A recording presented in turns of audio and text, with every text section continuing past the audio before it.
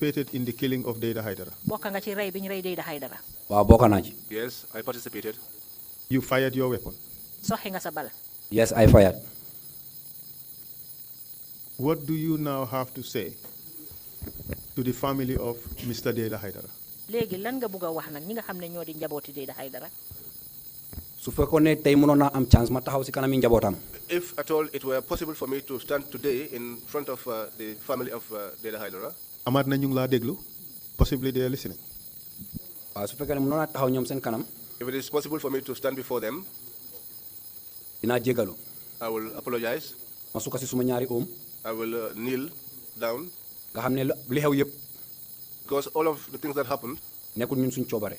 it was not our desire. parce que man kenn rek. Because me personally, dara du jot nit. nothing would happen to anyone. parce que man ñu ma xam. Because for me, those that know me, suñ ma gisee tey ma taxaw fii di wax. if they should see me today sitting here and speaking, dinañ waaru. they will be surprised. parce que man nuñ ma xamee. Because the way that they know me, waaw dina leen jaaxal trop. it will surprise them a lot. famille bi nag. To his family, maa ngi leen a jégalu. I apologize to them. di jégalu képp koo xam ne. And also to apologize to all that koo xam ne xaritam la. that were friends to him, naataangoom. loved ones, ak ñi moo liggéeyal. and those colleagues that he worked with. parce que moom nekk na koo xam ne. Because he was someone that, man xaw ma ko de. well, I do not know him personally. mënuma laa wax ne la kii la. I cannot tell you that is what type of person he was. waaye xam naa ne. But I do know that borom njaboot la. he was a family man. xam naa si famille la jóge. And I know that he comes from a family. te lu ko dal. And what happened to him, dina naxari njabootam. it will be painful to the family. te man su ma toogee. And so when I sit down ma weddi. and deny, ñoom suñ ko déggee. and if they should hear it, su fekkee ne man li ma wax sax. even if what I said, su fekkee ne defuma dara wala lu mu mën a nekka. even if I did not do anything or whatever it is, dina leen naxari. it would hurt them, waxaatuma nag. especially fi nga xam ne. whereby man jël naa responsibility. I have taken up the responsibility man nangu ne. and accept that man bokk naa ci. I am a part of it. di jégaluwaat ci Gambians. I apologize to the Gambians again, di jégalu si ñu toog fii. and to apologize to all seated here, parce que man li ma doon wax loo. because what I was saying ci am kersa la rek. was just parce que lii rusul la trop. shame, was as a result of shame, because this is so embarrassing. loolu rek moo ma téye. That was what was holding me back. waaye nekkul dara loo xam ne téyeef la. So, Willful. It's not willful. okay, Tayef. it's not something that was intentional. waaw pour ma gàttal suma wax rek. To make my statement short, mënoon naa wax lu bari nag. I could have said more, waaye xam naa ne ñu ngi am time pour continuer. but I know that there is time to continue, bëgguma wees. and I do not want to waste that. so maa ngi jégaluwaat. So I apologize once more si njabootam. to the family ak ñëpp. and to all, ak Gambians si yëpp. all Gambians. waaw. Yes. naa daal lii laa am ci gàttal. This is Thank what you I very have much, in Mr. short. Witness. jërëjëf seede bi. You have heard dégg nga fi. Malik Jatta Malik Jatta described what happened to Data Haidara. wax na li nga xam ne moo dal Data Haidara. Would you now say that his testimony is correct and truthful? léegi ndax di nga mun a wax ne lim fi wax lu am la te dëgg la. waaw lu am la. Yes. Thank you very much. jërëjëf. And Dawda Nyasi, you have heard what Malik Jatta said. Is it true what he said? ci mbiri Dawda Ñaasi dégg nga li nga xam ne moom la fi Malik Jatta wax. waaw dégg naa ko. dëgg la ndax du dëgg.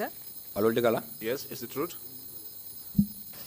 You also participated in the execution of Dawda Nyasi.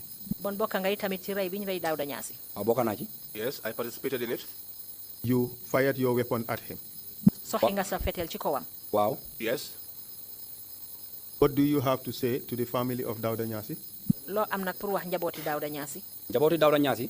To the family of Dawda Nyasi, fu ñu mun a nekka. wherever they may be, su fekkee ñu ngi maa dégga. if at all they are able to hear me now, maa ngi jégalu gaay. I'm apologizing to them. parce que Because ñun soldaar lañ. we are soldiers, ndigal la ñoo wéyee. we work by order. te nekkul lu la neex. It's not what we intend, waaye dafa nekk loo xam ne. but it is something that li nga xam ne dafa nekk ndigal boo xam ne dafa jógee. it will be an order that will come from li nga xam ne moom moo ñu jiitu. those that are our leaders. te ñoom suñ la waxee dara. And if they tell you something, yow soo leen agensee. if you disobey them, yow sa boppa sax. you yourself, li laa dal xamuloo ko. what will come on you, upon you, you will not be able to tell. soo looloo tax. That was why loo xam ne. whatever jox nañ la ko si ndigal rek. you are given by way of order, yow sa boppa. You yourself, même su nekkee loo xam ne sa yow bëgguloo ko even if it were something that you do not like, amuloo ci sañ-sañ you have no other means about it, ki jox ñu la sañ-sañ boobu except you are given that. njabootam maa ngi leen a jégalu I want to apologize to the family. métti na It is painful.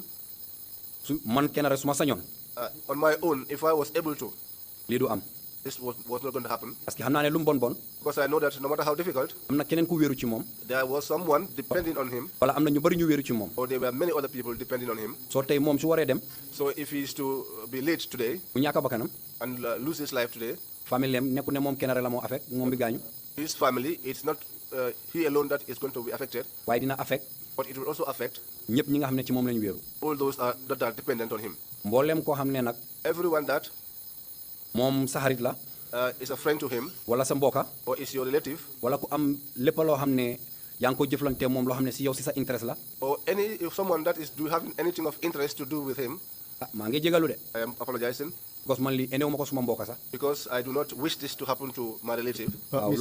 Mr. Jeng, That's we what will I have. give you an opportunity to make closing remarks. We now have to make some progress. waa Mr Jeng dinañ la jox nag pour nga wax sa kàddu yu mujj waaye fi mu nekk nii ñu eggali. waaw We received information that the orders for the execution of these people we have mentioned so far, yeah that is Dauda Nyasi, Ndongo Mbub, and Deda Haidara, the orders came from President Jammeh. Is that true?